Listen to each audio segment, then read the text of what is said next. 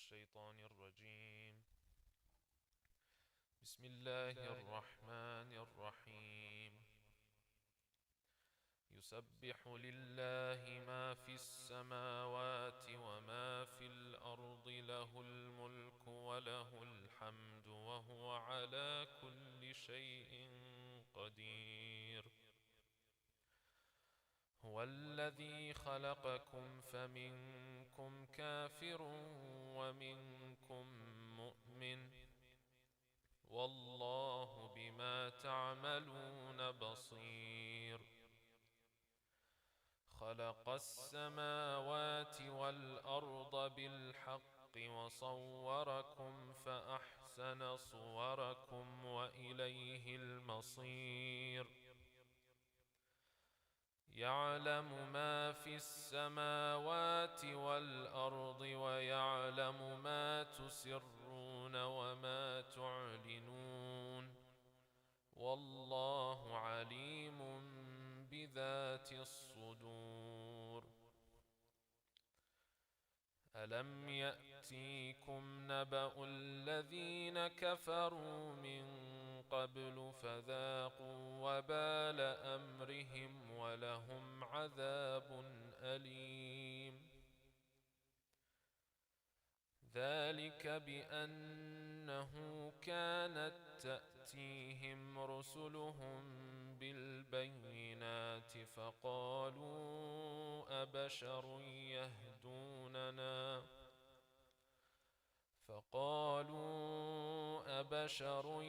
يهدوننا فكفروا وتولوا واستغنى الله، والله غني حميد. زعم الذين كفروا أن لن يبعثوا قل بلى وربي لتبعثن ثم لتنبؤن بما عملتم وذلك على الله يسير. فآمنوا بالله ورسوله والنور الذي أنزلناه، والله بما تعملون خبير. يوم يجمعكم ليوم الجمع، ذلك يوم التغابن. ومن يؤمن بالله ويعمل صالحا يكفر عنه سيئاته ويدخله جنات تجري من تحتها الأنهار خالدين فيها أبدا، ذلك الفوز العظيم.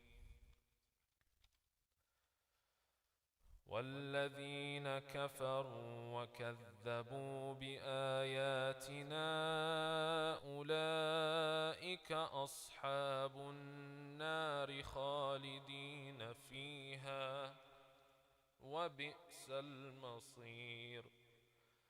ما أصاب من مصيبة إلا بإذن الله، ومن يؤمن بالله يهد قلبه، والله بكل شيء عليم. وأطيعوا الله وأطيعوا الرسول، فإن توليتم فإنما على رسولنا البلاغ المبين. الله لا إله إلا هو، وعلى الله فليتوكل المؤمنون. يا أيها الذين آمنوا إن من أزواجكم وأولادكم عدو لكم فاحذروهم، وإن تعفوا وتصفحوا وتغفروا فإن الله غفور رحيم. إنما أموالكم وأولادكم فتنة والله عنده أجر عظيم.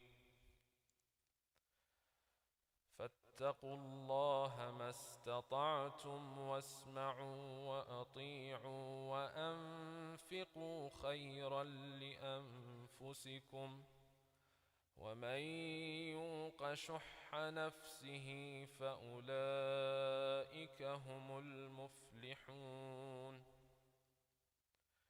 إن تقرضوا الله قرضا حسنا يضاعفه لكم ويغفر لكم والله شكور حليم. عالم الغيب والشهادة العزيز الحكيم. صدق الله العلي العظيم. صلوات الله.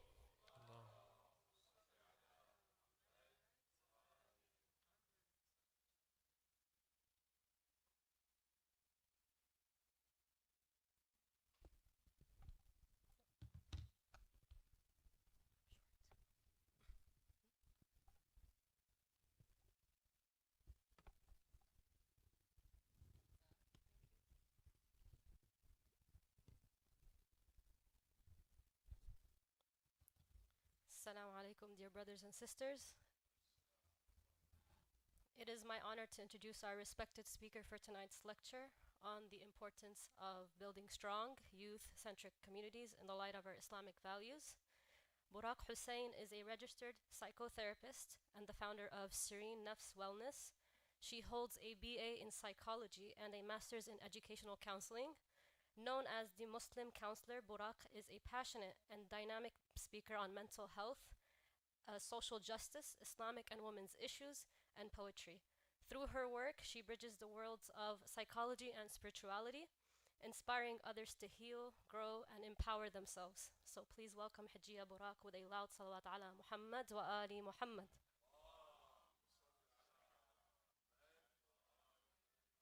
Can we have a second salawat?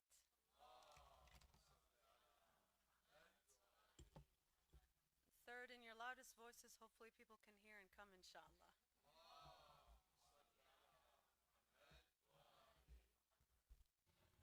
بسم الله الرحمن الرحيم والصلاة والسلام على أشرف المرسلين على سيدنا أبا القاسم محمد وعلى آله الطاهرين.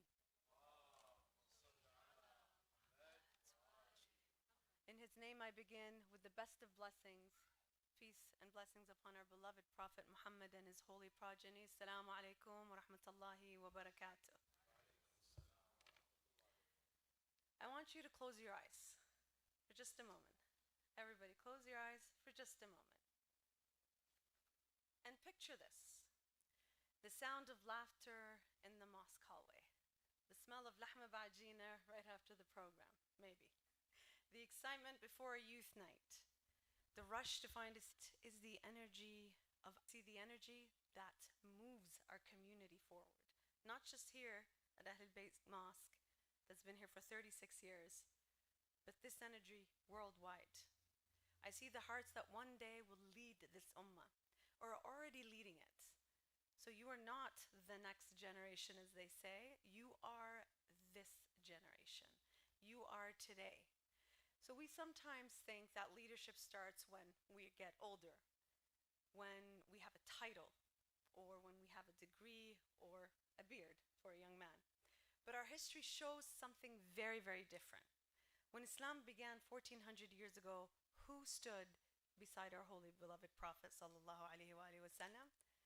Allahumma salli ala Muhammad wa ali Muhammad. It was a teenager, Ali. He wasn't the Imam back then. That we call him, of course, Imam Ali alayhi salam, who said with courage, I will stand with you, O Messenger of Allah. So when the call of justice rose in Karbala, who ran first? It was Ali al-Akbar alayhi salam, a young man full of light, ready to sacrifice everything for truth. So if you've ever felt like your ideas don't matter, if you ever felt like adults don't listen, if you've ever thought, what difference can I make? Tonight I want you to know you can make every difference. Because the community you dream about, where people care, where we feel connected, where we live with purpose, that community starts with you. It starts when you say, I'm ready to do something. When you pick up a broom to help clean a majlis. When you ask a lonely classmate, how are you doing? When you volunteer to read dua or Quran, like the beautiful recitation we had today by the brother. When you show up, not just to take, but to give. And that's exactly what we're talking about tonight, inshallah. Building a youth-centered community, inspired by the teachings of the Ahlul-Beyt, salam Allah alayhum, and guided by the radiant example of Sayyidah Fatima alayhi salam, whom we are honoring these days. Because it's about service, khidmah. And true strength isn't measured in muscle, it's measured in mercy, rahmah. So now that we've grounded ourselves a little bit, here's what we're going to look at tonight, inshallah. We're going to explore 3 major points. If you have your phone with you, you can take it out, write down points, not to look at other stuff, together. So number 1, why are youth so important in Islam? And why your role matters right now. Number 2, how faith and psychology together show that youth engagement is actually good for your mental health, your identity, and your spiritual growth. And number 3, how all of this connects to the mission of Imam al-Mahdi Ajjalallah Ta'ala Faraj al-Sharif, and why your contribution today matters to the world that he will build tomorrow. So point number 1, why youth matter in Islam and psychology. When we look at our Islamic history, something becomes very clear. Youth were always at the front line. At the beginning of Islam, Imam alayhi salam, like we said, a teenager, he became the first male to stand with our beloved Prophet Muhammad sallallahu alayhi wa alihi wa sallam. Allahumma salli ala Muhammad wa ali Muhammad. In Karbala, some of the most courageous defenders were the youth. Ali al-Akbar alayhi salam, Qasim, Aun, and Muhammad, the sons of Muslim bin Aqil. Our faith teaches us that youth are not simply the future, they are the power of the present. Imam Ali alayhi salam says in Nahj al-Balagha, saying 81, the value of every person, pay attention to this, the value of every person is in the excellence of what they do. Not in their age, not in their status, not the way they look, in what they do. Modern psychology agrees with this. A major study on adolescent development by Dr. Eccles and Gutman. By the way, any psychology students here? Inshallah, one day? Okay. They found that when youth are trusted, encouraged, and given responsibility in their communities, what do they experience? What do you think? What do you suppose? It's not going to be just me talking today, and I have goodies.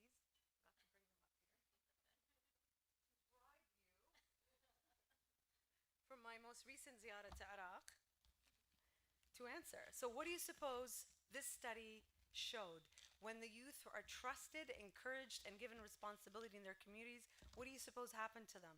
On the line here right now, we have a Labbaika Ya Hussain bracelet. So what do you suppose happened with these youth? Can you tell me? What do you think happened? Can you give me an idea? They became what? Imams. Okay, so what are some of the qualities of the imams? They have to have good self-esteem, right? You want to come get this? You can have it.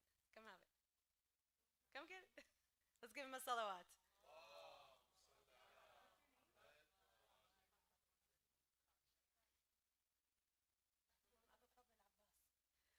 So he said the imams, which I think encompasses everything I'm about to say right now. High self-esteem, lower anxiety, stronger identity, greater confidence. So that's what this study showed. That when youth are trusted, encouraged, and given responsibility, they have higher self-esteem, lower anxiety, stronger identity rather, and greater confidence. So Islam recognized this long before science today measured it. And to truly see how Islam elevates youth, let me share this one story that really struck me when I was doing research for this lecture. In the final days of his life, our beloved Prophet prepared a major military expedition. The Byzantine forces near Mu'ta region, which is the modern day border of Palestine and Jordan. So this was a serious strategic mission. Anybody hear about this? Read about it? Yeah? I see some of the elders, yeah, some of the youth maybe. I didn't know about it honestly until I was researching. So what did he do? He appointed a commander, not a veteran, not a senior companion, but a 17-year-old. Who knows the name of this young man? I heard something. What's on the line? I have to bribe? You have a Canadian dollar. You're not getting a ziyara gift for that. The fact that you had to ask that question. But see, that's positive reinforcement. I'm encouraging you. You can come get this dollar if you like. So what's the answer? I thought I heard it here. Ibn Zayd. Ahsantum. So I guess you guys can split. Here's the toonie, here's the dollar. Come get it. So Usama ibn Zayd. In the same way that army leaders and senior figures were, the Prophet insisted, even from his deathbed, that Usama must lead. So a lot objected. The companions of the Prophet, they objected, saying he was what? Too young. The Prophet replied, and this is quoted in Bihar al-Anwar, if you criticize his leadership, you criticize his father's leadership before him, because his father is worthy of his command. His father was also a leader in the army. So if you criticize him, that means you're criticizing his father, who is well known. So imagine the message here. Youth are not the backup plan. Youth are leaders. So psychologically, what can we learn from Usama? We learn so much from this. Number one, that this trust, what does it build? Confidence.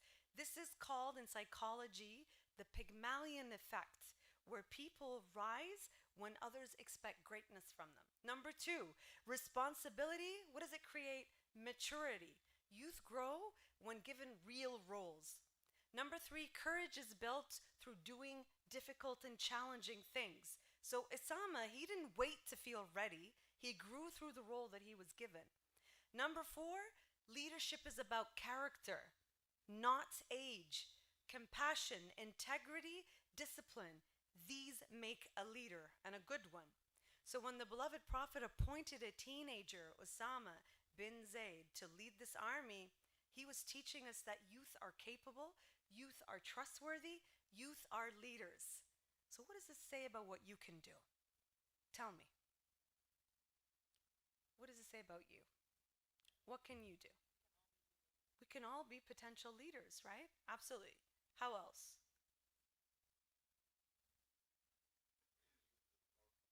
Ahsantum. Absolutely. Bring them to the forefront, right? So let's see how we can delve a little bit leader in this. So now that we've seen why youth matter so much in Islam and in leadership, let's move into our second main point. How faith and psychology together show that youth engagement is actually good for your own mental health, your identity, and your spiritual growth. We're going to take a look at three main parts. Number one, how everybody has a role. Number two, how Islamic psychology, so the parts of the nafs, the qalb, and the ruh, and we'll get into that, and modern research, they actually fit together. And number three, how Lady Fatima Salamallah alayha is our living blueprint. So the first point, some of you are natural leaders. Like you said, everybody can be, right? Some are natural leaders. Some are event organizers. Some are the quiet helpers behind the scenes, right? Some of you bring joy just by being present. Every role matters. Imam Ali alayhi salam, he tells us in Nahj al-Balagha, saying 71, do not belittle any good deed, even if it's meeting your brother with a cheerful face. That's so powerful, isn't it? That smile that you can give somebody, the small act of kindness, it's not small in Allah's eyes. The Prophet sallallahu alaihi wa alihi wasallam said, the believers are like one building. Each part strengthens the other. Psychology supports this. And according to social identity theory by Tajfel and Turner, when a young person feels their presence matters, they become more engaged, more confident, and more resilient. So even the smallest contribution, helping set up the chairs here, although it was mostly us who set up. There weren't that many youth around doing that. Perhaps supporting a friend, perhaps cleaning the masjid. This is all part of building a stronger, healthier ummah. Number two, and let's go a little bit deeper now into our inner world, the universe within. In Islamic psychology, it teaches us that that we are made up of three inner layers. I mentioned them earlier. Let's see who's paying attention. Who can remember? And a bracelet here is on the line, as you say. What are the three parts, the inner layers that I just brought up earlier? Who remembers? At least one? I'm pointing to more than the self, but yeah, the nafs, the emotional. Haji, do you want this bracelet or I give you a sibha?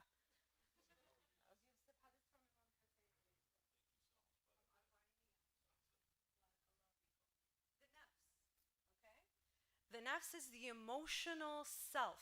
Notice the difference between the nafs and the ruh.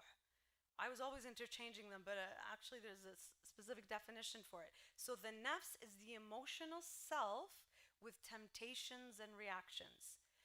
The qalb, the heart, the spiritual heart that feels the closeness to Allah subhanahu wa ta'ala, and the ruh, the pure soul, untouched, always connected to the divine. So we got the three layers. What are they again? القلب والنفس والروح. أحسنتم. And here's the key. Every act of service or khidmah that we do, every act of amal salih, it purifies the nafs, it strengthens the qalb, and it awakens the ruh. I'm going to repeat that. Every khidmah, amal khair, act of service, what does it do? It purifies the nafs, strengthens the qalb, and awakens the ruh. Imam Ali alayhi salam said in Ghurar al-Hikam, the best good deed is the one that brings happiness to a believer. So, when you volunteer, when you help a friend, when you show kindness, when you support your mosque, when you engage positively, you're not just helping others, you are healing yourself spiritually and psychologically. And modern psychology supports this. We see that acts of kindness, they release these chemicals inside of us. Oxytocin reduces stress, also known as what? The love hormone. So when you hug somebody for 20 seconds, you feel good after holding them for 20 seconds because the release of oxytocin is in your body, which is why you feel so good. So next time you meet somebody and greet them, hold them for 20 seconds and say, I'm going to wait till the oxytocin is released before I let go of you, so you don't sound creepy, right? But that release of hormones, subhanAllah, what does it do to you, right? It reduces stress and you feel good. Serotonin, it improves the mood. Endorphins, they increase well-being. When I treat people who are dealing with depression, one of the things I encourage them to do, and I heard this from somebody who lived with depression their whole life, is to volunteer. When you give of your time to help others, it actually helps alleviate depression itself, subhanAllah. And we see this from our own faith from 1400 years ago. So research, the specific research, for some reason it's all black. Hold on one second here. There we go. A research from the Canadian Academy of Child and Adolescent Psychiatry and Science Direct shows something very beautiful. Belong, contribute, and flourish. So let's put this together in our context. When youth belong, they want to contribute.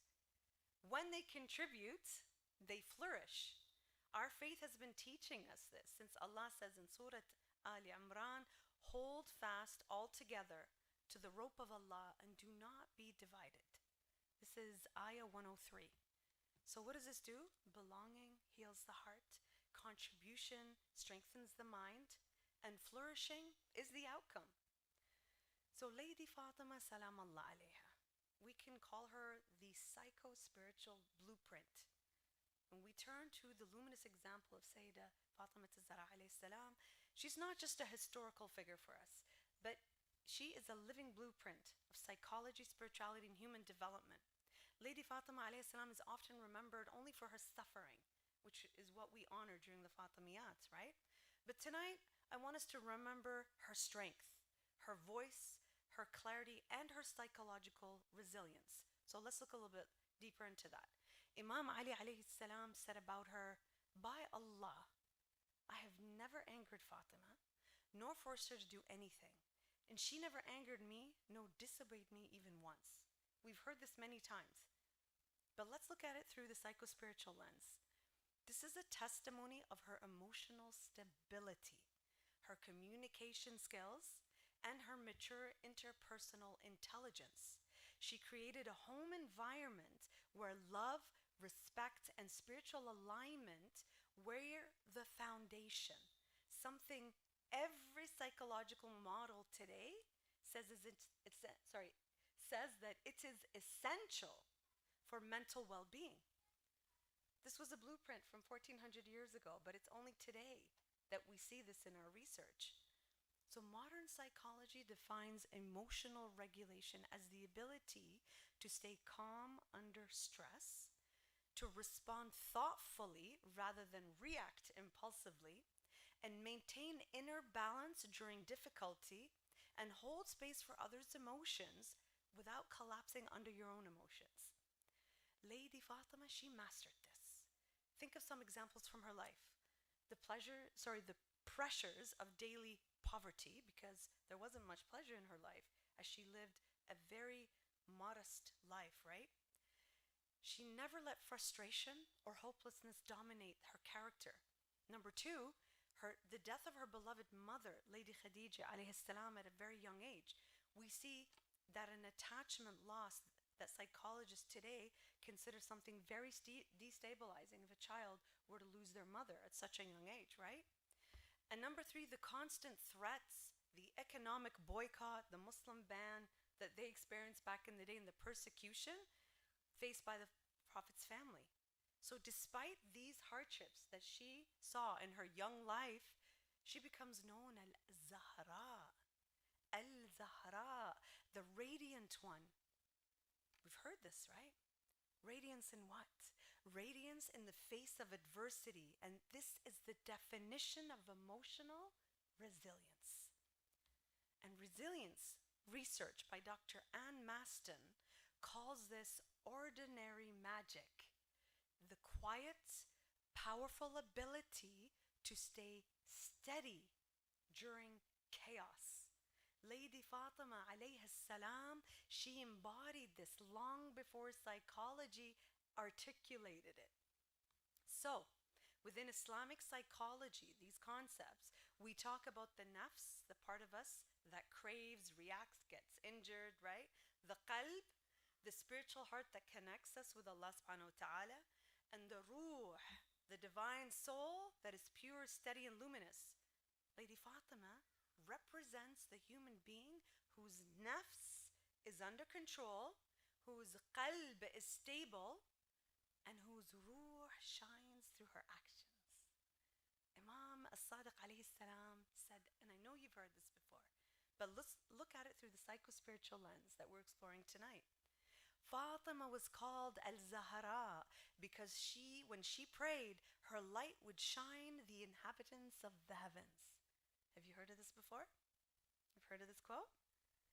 So spiritually, what does this describe? A qalb that is aligned with Allah subhanahu wa ta'ala, a ruh unobstructed by ego, and a nafs purified through service and devotion. We know in positive psychology this is called self-transcendence, living above the ego, guided by values, purpose, and meaning. Lady Fatima is the Islamic model of this transcendence. SubhanAllah. And so, one of the most important psychological theories, attachment theory, have you heard of that before? Yeah? By Dr. Bowlby, says that children build emotional security when the parent does what? Is emotionally present, responds with warmth, sets boundaries with compassion, and creates a safe base. So who better embodies this than Lady Fatima alayhi salam? She raised Imam al-Hassan alayhi salam, Imam al-Hussain alayhi salam, Sayyida Zainab alayhi salam, and Sayyida Kulthum alayhi salam. These individuals who shaped history, they carried divine trust and helped spiritual courage at the highest, held the spiritual courage at the highest of levels as examples for us. So this doesn't happen by accident. This happens through pure maternal presence and secure attachment. What does secure attachment leads to? Anybody heard of that before? I have the scent of Abul Fadl al-Abbas here. I don't see people excited about these things. So what does secure attachment lead to? You've heard of this before? Confidence is in there, that's right. What else? Emotional stability, right?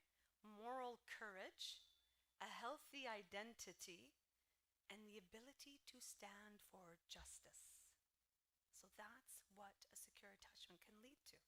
Lady Fatima, she raised the most resilient spiritual leaders in history. And this is a testimony to her psychological and emotional wisdom. Lady Fatima, we know, alayhi salam, was not silent. She was not passive. She wasn't hidden in the background. She delivered the famous khutbah of Fadag, one of the most powerful political, theological, and social speeches in Islamic history. She did this in a patriarchal Arab society while facing political pressure shortly after her father passed away, losing the Prophet, and while actually grieving and surrounded by injustice. What does this reflect? This reflects assertiveness without aggression, communication mastery, moral courage, intellectual clarity, identity strength, and spiritual authority. So psychologically, what does this align with? It aligns with what Dr. Kohlberg calls moral reasoning, assertive communication, and what Tedeschi and Calhoun do with post-traumatic growth. You've heard of these terms. That's what Lady Fatima's khutbah at Fadag shows. And she transformed her grief, which she didn't let overwhelm her, into action, and trauma into truth. She embodied growth and not despair. We see with Lady Fatima how she faced layers of trauma. She witnessed persecution, emotional grief, the economical boycott at the time when she was a child, when the Muslims they were banned, if you recall the history, they were not allowed to be part of the greater society, the political betrayal, personal violation, the way that she was murdered, physical harm, and martyrdom at a very young age.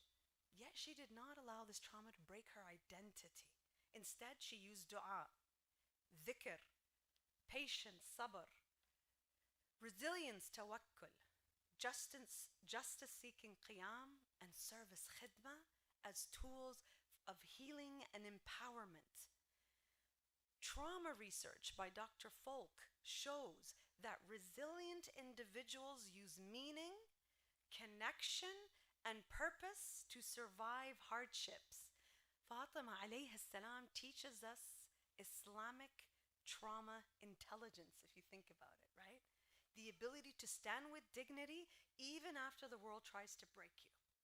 And finally, let's look at this point. Why youth should see themselves in Lady Fatima alayhi salam. Young people, what do you often struggle with? Identity confusion, emotional overwhelm, feeling unheard perhaps, loneliness, stress, social pressures, anxiety, low self-worth, academic challenges, marriage challenges, right? What does Sayyidah Fatima alayhi salam show? Your worth, when it comes in relation to these challenges, your worth comes from God, not people. Your strength comes from values, not popularity. Your leadership comes from service, not status. And your power comes from mercy, not control. Her life is a message for us. You can be young and still be a leader. You can be hurt and still be whole. You can be quiet and still be powerful. You can be gentle and still be revolutionary. And that is what our youth need today. Our final point, our third and final point. How does this all connect to the mission of Imam al-Mahdi? How? and why your contribution today matters to the world that He will build tomorrow. We widen the lens to something greater here, something cosmic, timeless, and deeply personal for every single one of us in this room. The role of youth in preparing the world for the reappearance of the Imam, whether you were 10, 20, 40, 70, this applies to every single one of you here.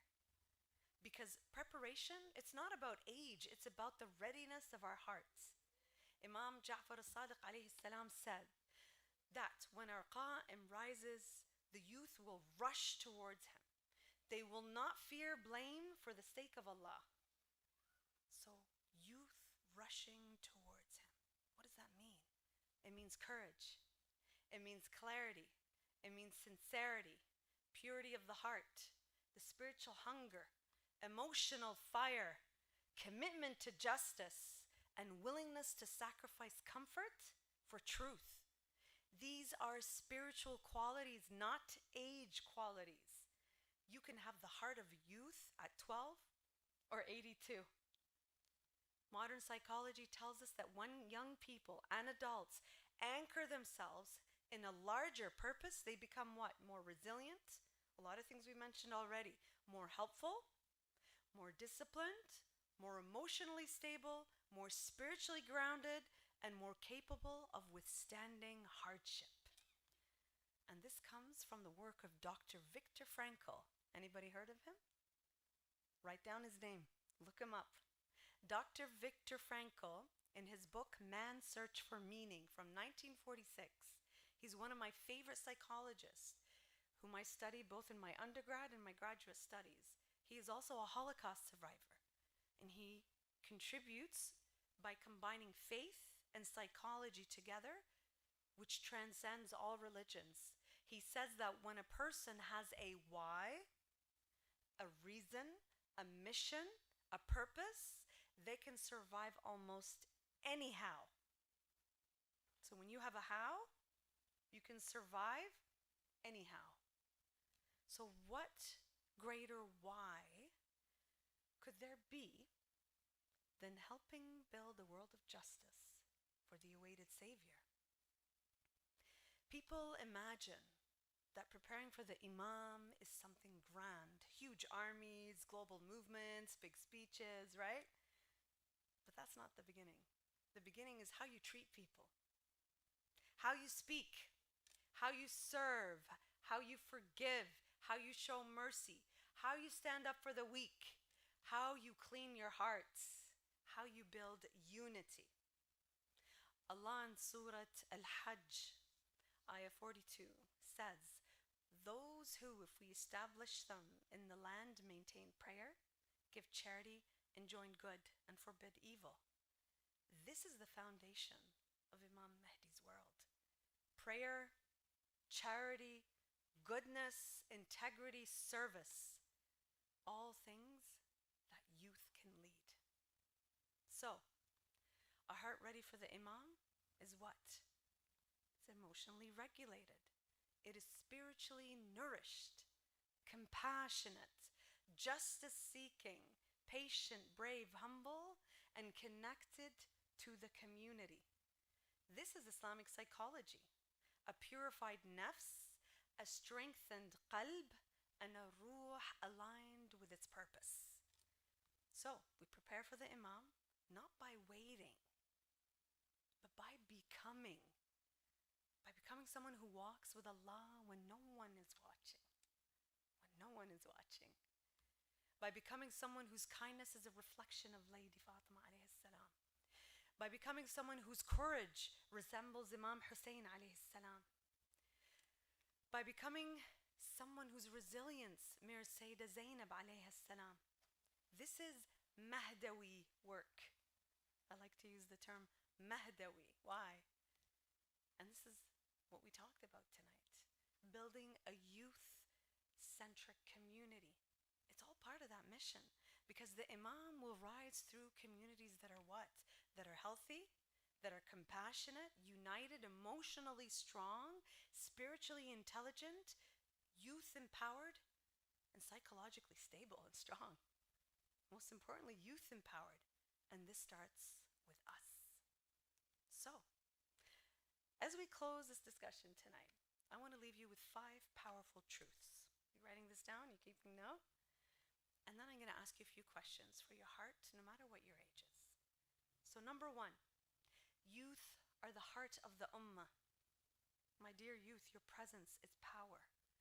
Number 2, service, khidmah, it purifies the nafs. Every act of kindness calms your mind and it strengthens your heart. Number 3, belong, contribute, flourish. When you belong, you give back. When you grow emotionally and spiritually. Number 4, follow Lady Fatima alayhi salam. I know you've heard this, but hopefully tonight from a different context, a different lens. Lead with compassion, speak with humility, serve with sincerity. And number 5, prepare for the Imam of our time, building communities of justice, mercy, and inspiration.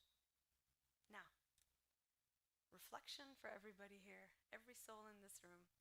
If you're a child or a teenager, write this down, think about this. What is one good action you can start doing every week at the mosque? Who is someone younger than you that you can support, uplift, or even mentor? What part of Imam Mahdi's mission can you start training for now? This is for the youth, for the teenagers.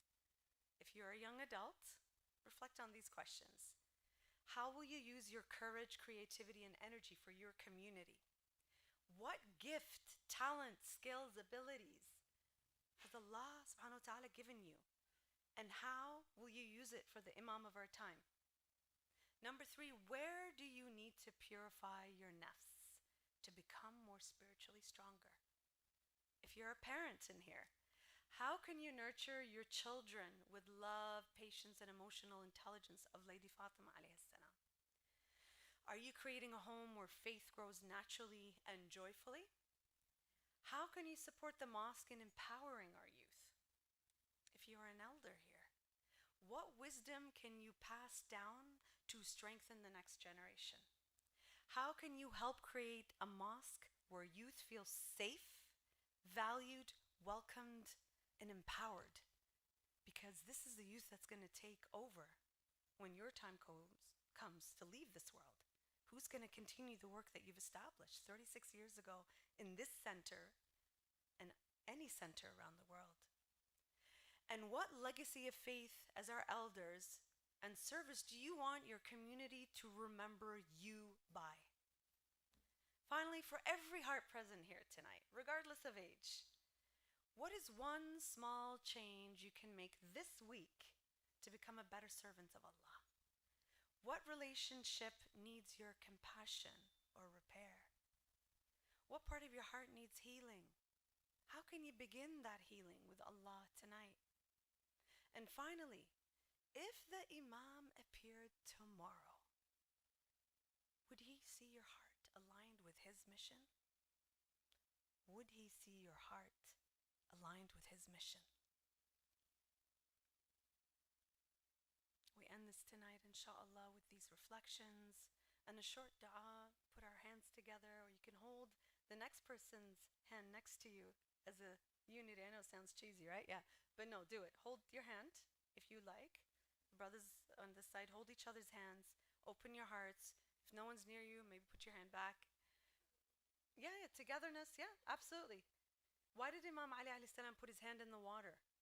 For the bay'ah with people. It's a connector. We're connecting right now through actual touching. So Allah, purify our hearts, strengthen our youth, protect our families, and make us among those who uplift their communities with sincerity. Let us be among the helpers, supporters, and lovers of Imam al-Mahdi. Ajjalallah ta'ala al-Faraj al-Sharif. Let us become people of compassion, courage, and mercy like Lady Fatima alayhi salam. Make this gathering a plant that grows into communities full of light, insha'Allah. Ameen, Rabbil Alameen. Wa sallallahu ala Muhammad wa ali Muhammad. Salawat. Salli ala Muhammad wa ali Muhammad. Nobody wants these goodies? I'll leave them here, insha'Allah.